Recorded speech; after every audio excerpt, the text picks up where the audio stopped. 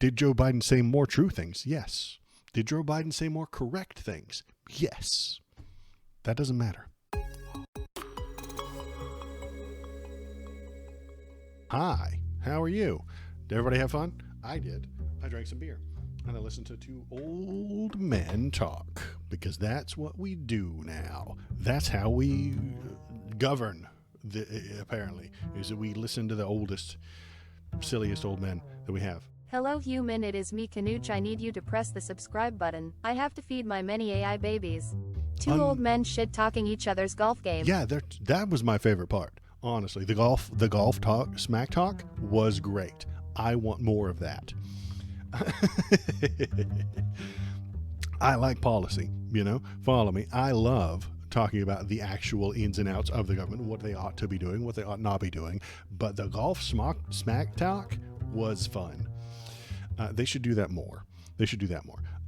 Trump makes all kinds of unprovable suggestions. He unfalsifiable. Wouldn't have happened under my administration. Wouldn't have happened, you see, if Vladimir Putin had tried to do this under the Trump administration. We would have started World War III. But you can't vote for Joe Biden because he'll start World War III. This is the actual logic he used. Putin won't do things because Donald Trump will start World War III. And according to Donald Trump, you can't vote for Biden because he'll start World War III, you see? What?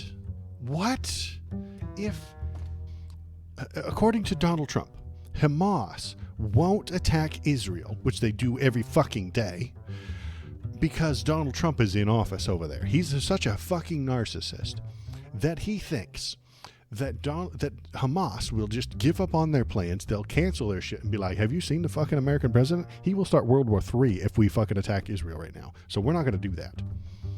And then Donald Trump promises to start World War III if any of these people act out of line. And he tells you that you can't vote for Joe Biden because he'll start World War III. How does this make sense? How can you listen to him and think that he is intelligent, think that he knows what he's talking about? He's absolutely shit talking. And it bothers me that so many people fall for his spite, his bullshit. Because that is what it is, spite. They don't like me. I'm exaggerating. They don't like Dems. They don't like liberals. And the person that pisses them off the most... Ha Waldop 3 draw Pika Waldop 3 drama. The person that pisses Waldo off the most, the person that pisses the Dems off the most, the person that pisses off the liberals the most is Donald Trump. Why does he piss us off the most? Because he's a liar. He's a cheater. He cheats on his wife. He cheats on his taxes. He cheats at jobs. He cheats the people he works for. He cheats the people that work for him. He cheats at the elections. He cheats at golf. He cheats all day, every day, non-stop. And that irritates me. That irritates the liberals. That irritates the left. That irritates the Dems.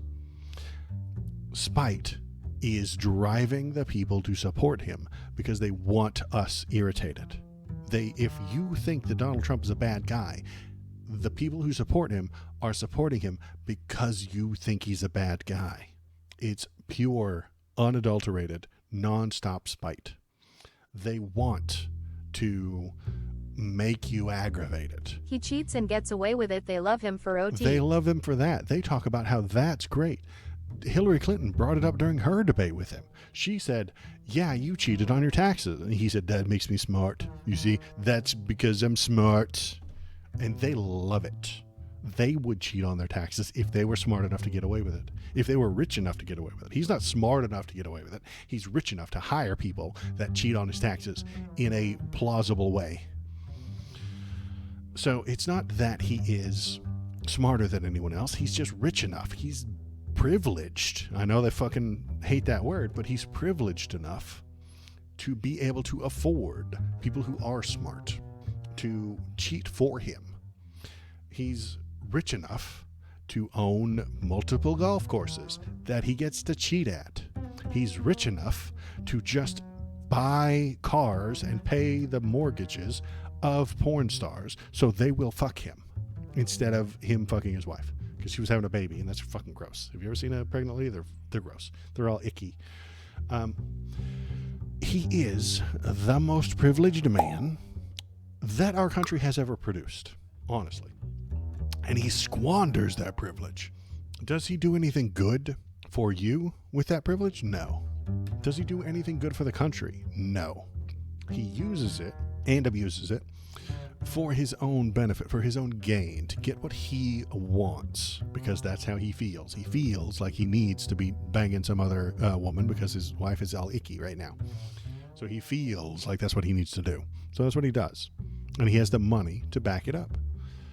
We do have a two-tiered system in our country. Our country is striated, I suppose, situated where if you have the money, you get to just break the rules and break the laws. And if you don't have the money, you don't.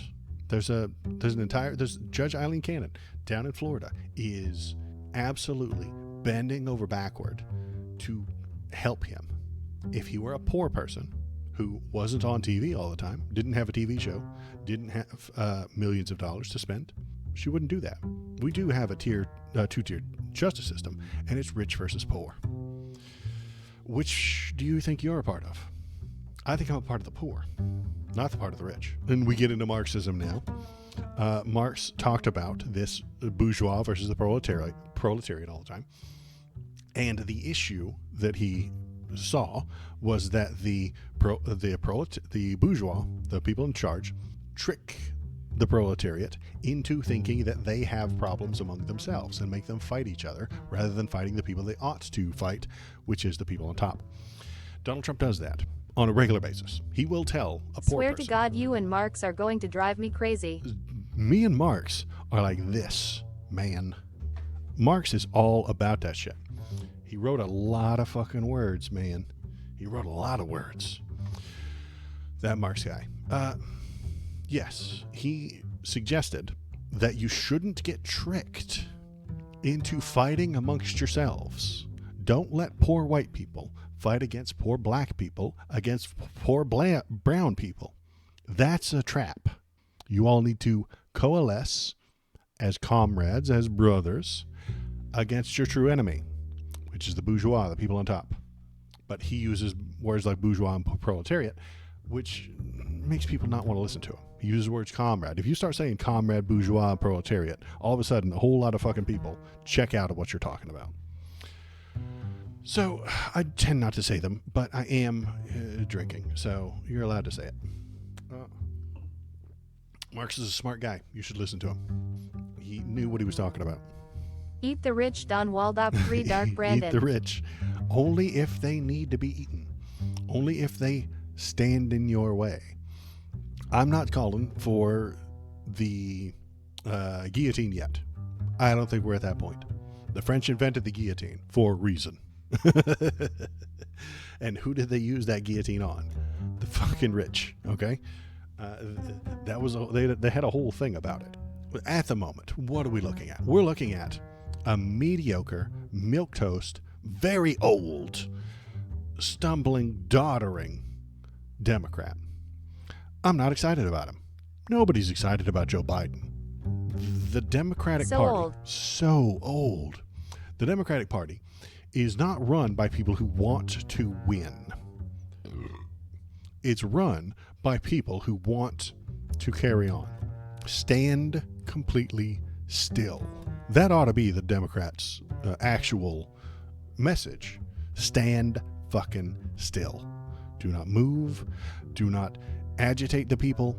Don't let the people know that there's an election. Just stand still. Do not move forward. Do not move backward. Do not do anything. That is what I get from the Democrats. They want status quo. They want to stay completely still. Don't go anywhere. Everything is fine exactly as it is. Do not progress. Do not regress.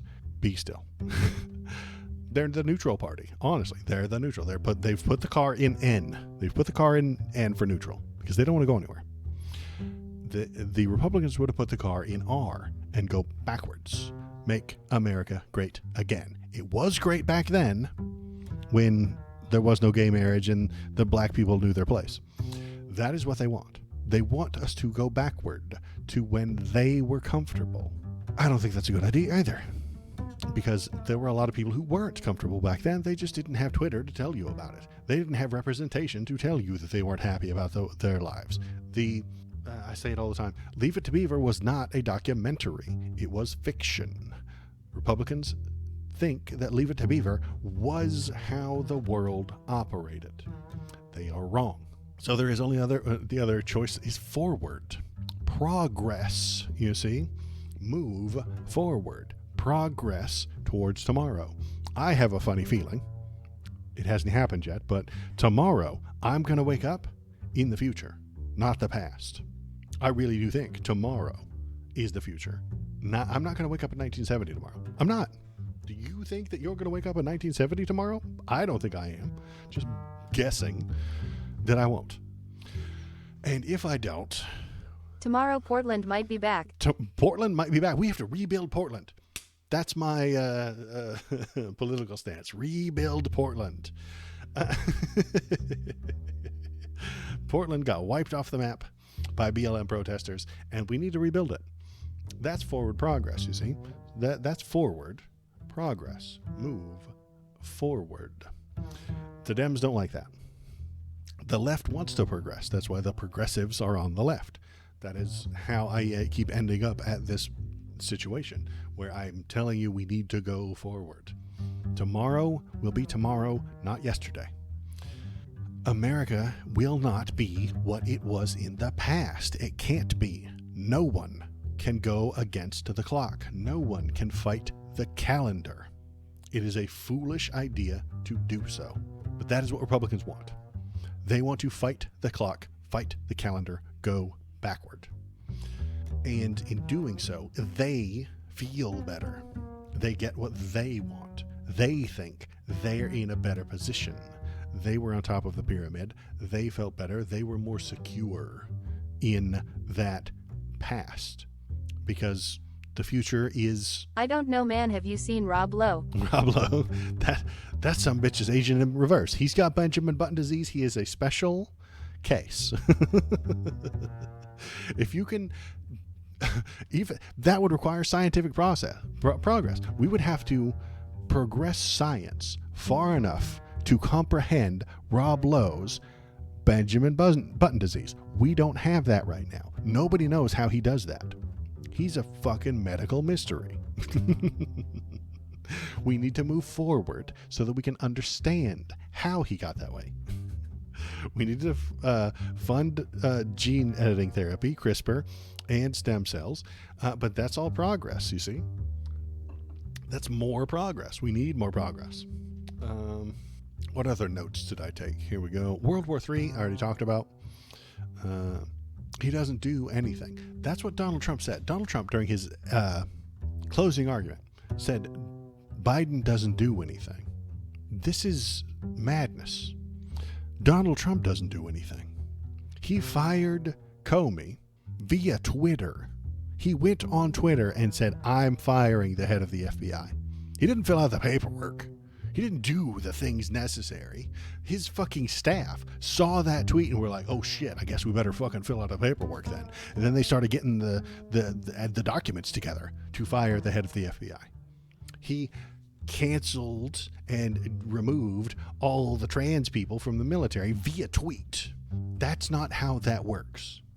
He thinks that the president is just a king who says shit and then shit happens. It's not how that works. You actually have to fill out the paperwork. You have to follow the rules, the logistics, and you have to fill out the paperwork and do the actual policy to get the thing done. And it kills me that he just gets to go up there and say he gets to take all of his problems. Donald Trump takes all of his issues, all of his problems, all the things he does wrong, and then just projects them at Joe Biden. You don't do anything. Motherfucker, you fire people via tweets. You don't fill out the paperwork. And there's nothing I can say to Trump supporters to convince them that he's full of shit. They love it. They believe in him. They think that what he's saying is true because it makes them feel good. Feelings are all they have. That's why I kept saying the word feelings. Donald Trump wasn't pushing policy. He wasn't suggesting to you what the country ought to do government-wise. He was feeling at you. He was feeling at you. He was giving you the feelings that he has. And those feelings are fed by an audience. I think, they didn't have an audience for this thing, and I think that's good. But, because they'd have cheered. But did Donald Trump win tonight? Probably. Yeah, I think he did. He looks less old. He looks less miserable. He stumbled over his words fewer times than Joe Biden. Did Joe Biden say more true things? Yes. Did Joe Biden say more correct things? Yes. That doesn't matter. You don't live in a country run by the true and the correct. You don't. Neither do I. We live in a country run by the most salacious, by the most entertaining. I'm going to blame that on capitalism too, as I always do. I have a theme, you see. It's the people who are more entertaining that get the views. It's the people who excite the base that get the votes. Donald Trump excites his base. Doesn't matter that their entire worldview is incorrect, based on nothing, based on imagination. It's fine. They don't care. They feel better when Donald Trump is on stage speaking. They don't care what the reality is. They don't mind the idea that Donald Trump is saying things that are not true. They'll just believe that it is true. Pressing the thumbs up button will release chemicals in your human brain that will make you feel. And that's about where I end, don't have beliefs. Belief is the problem. It's one of my other sayings. I have a couple of them, but belief is the problem. And if you have a nice, solid belief, you can abandon all the other facts. You can abandon any bit of reality that exists in front of your face because you have a belief. And that's bad. Don't be a believer. Don't believe what I'm saying. Don't believe what Trump is saying. Don't believe what Biden is saying.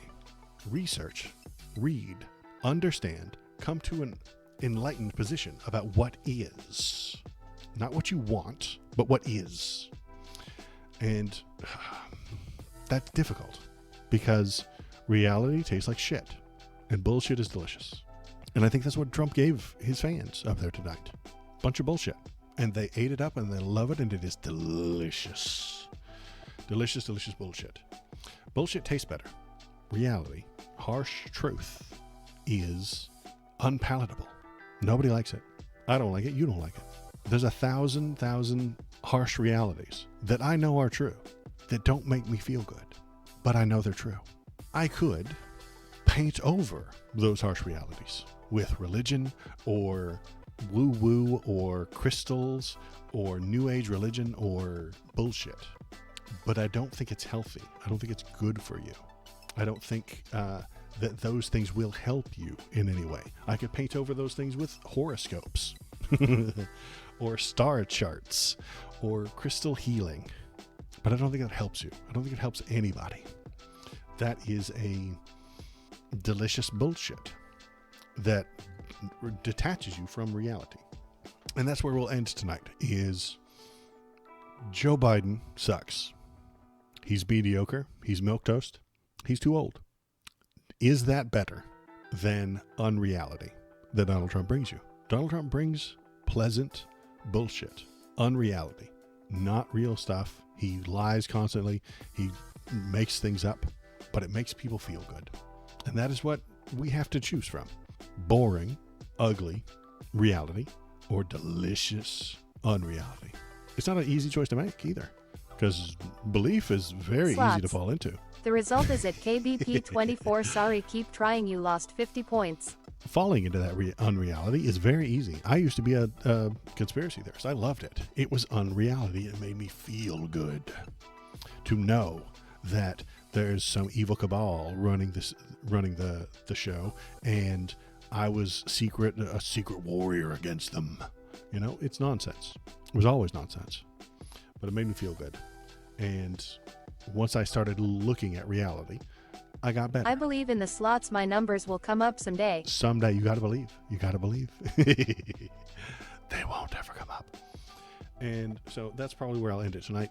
I appreciate everybody who came in. Thanks for coming. Thanks for watching. Thanks for jumping into the stream. Thanks for feeling all this stuff with me. I am the algorithm. Click on this video to make me happy. You wouldn't like me when I am angry.